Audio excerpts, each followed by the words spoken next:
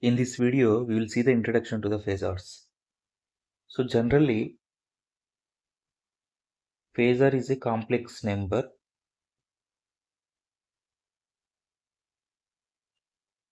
to represent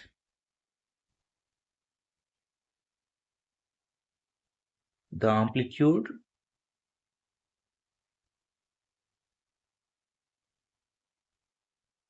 and phase of sinusoid. Sinusoid is nothing but it can be cosine function or sine function. So when we take v of t is equal to Vm cos of omega t plus phase is phi, for example. Or we can take 3 cos of omega t plus 60 degrees.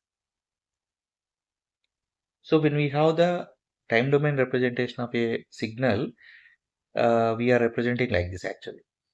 Vm is the peak value, cos of omega t plus phi. Phi is the phase and omega is the angular frequency. T is in seconds time.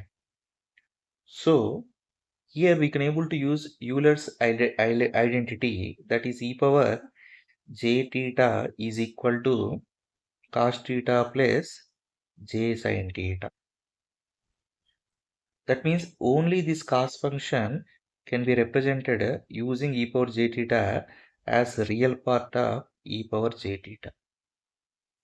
And sin function can be represented as imaginary part of e power j theta. So now this representation can be given like this. V of t is equal to a real part of Vm because it is cosine function. We can take e power j, what is the angle related to that one? Omega t plus phi. So like this we can able to represent.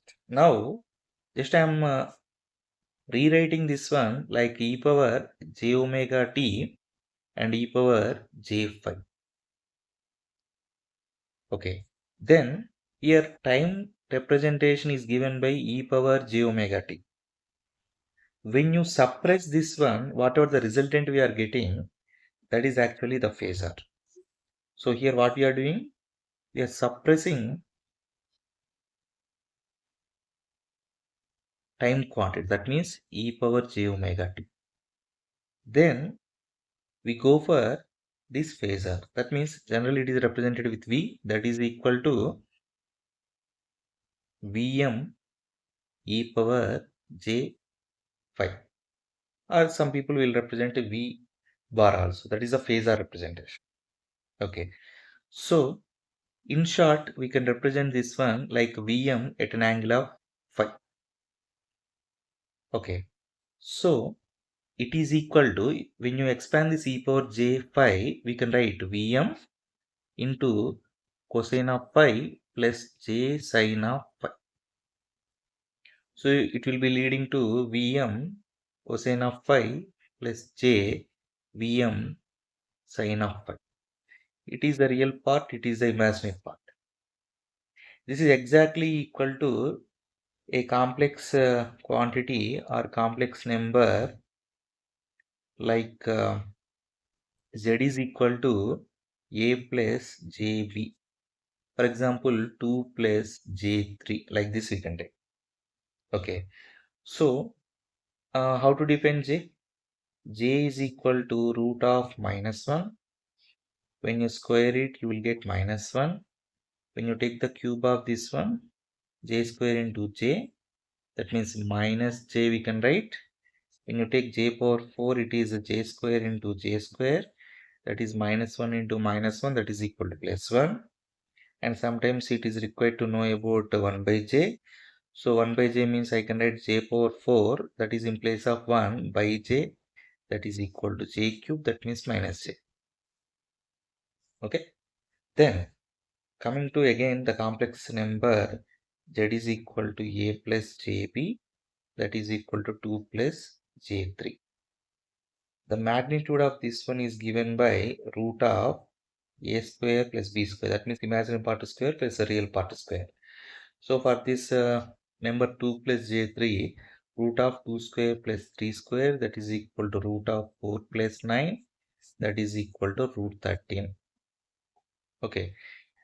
So next, the angle related to this one is given by tan inverse of b by a, that is equal to tan inverse of 3 by 2.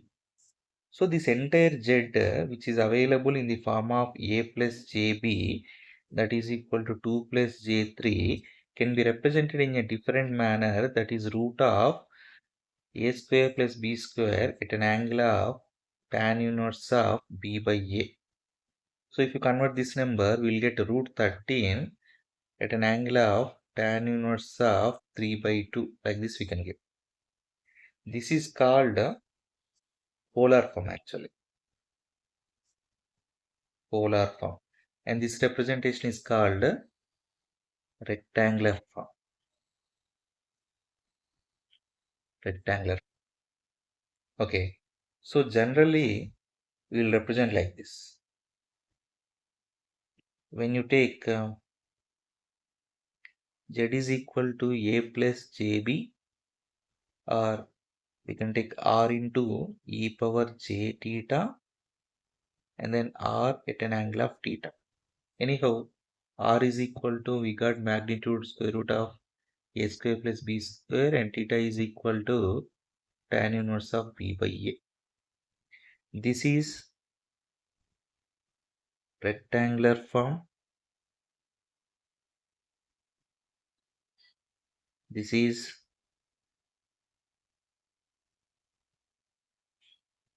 exponential form. It is polar. Okay. So simply now, when you have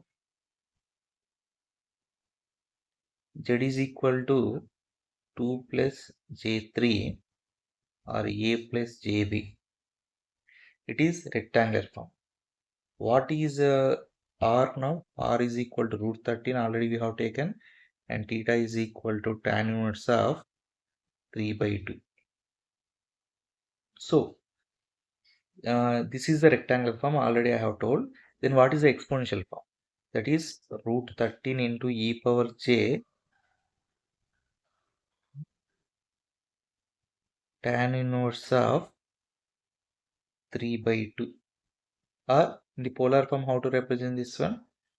It is root 13 at an angle of tan inverse of 3 by 2. It is just shortcut representation. Now we'll get a graphical understanding of this one. Okay. So what is the graphical understanding is nothing but, for example, it is horizontal axis, it is vertical axis.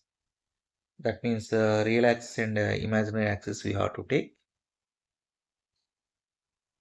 It is real axis and it is imaginary axis. Okay. Then the same example I am taking, that is 2 plus j3. So for example, this distance is 2, this is 3. So in the rectangular representation, we can represent this is a point indicated with 2 plus j3. How you are representing the point on the graph sheet? With coordinates 2 and 3, in the similar manner we are representing. Okay, it is just like normal graph sheet 2 plus j3 representation. But what is polar? From this one we got r is equal to root 13 and theta is equal to tan inverse of 3, but you will get more clarity about these things. How did you get actually r is equal to square root of a square plus b square and theta is equal to tan inverse of b by a? For these formulas we will get more clarity here. So this r is actually the distance between that particular point from the origin. So I am representing like this. This is r actually. Okay. So now you are seeing a right angle triangle. This is looking like a right angle triangle. Okay. So here you can see 90 degrees is available. And how this theta is defined is nothing but theta is measured from the real axis, positive real axis, in the anti-clockwise direction. The definition is very important. Okay. So r is the distance between origin and the point directly, and theta is the angle measured from the positive real axis in the anti-clockwise direction. That means we have to measure the angle like this. It is clockwise. It is anti-clockwise. Okay, here 0 is there. It is increasing like this. So this is what we have to take, not this one. So if you travel in the clockwise direction, that will give the negative angle. Okay, so this is positive angle. This is negative angle. That is what you need to consider. Okay, then now because it is the right angle triangle and r is indicating the hypotenuse. Anyhow, this length is 2 and this length is 3. Adjacent side is 2 and opposite side is 3. So r is equal to, from the Pythagoras rule, we can calculate r square otherwise. R square is equal to, that means hypotenuse square is equal to adjacent side square plus opposite side square. That is equal to 13 and r is equal to root 13. So it came from root of a square plus b square only. So it is very simple. Then from angle theta, we can define now tan theta is equal to 3 by 2. From that, theta is equal to tan inverse of 3 by 2. So it is leading to the formula tan theta is equal to b by a, opposite side by adjacent side, and theta is equal to tan inverse of b by a. Like this we can represent. Okay, so this is just basic introduction to the phasor representation. Once again, I'm writing here, when you have AC signal like V of t is equal to Vm cos of omega t plus phi. Okay, then we need to suppress in the phasor representation, we are suppressing the time representation. Okay, and we are taking the peak amplitude and the phase. The phasor is related to the peak amplitude Vm and phase phi. So when you have the representation of the AC signal is like this, the phasor representation is given by capital V or V bar. We can able to take Vm e power j phi. Otherwise, we can write very simply Vm at an angle of phi. This is the phasor representation of this particular signal. Okay. Then we can write here rectangular representation is Vm cosine of phi plus j Vm sine of phi. Okay, like this we can represent. And it is a polar representation. It is rectangular representation. Thank you.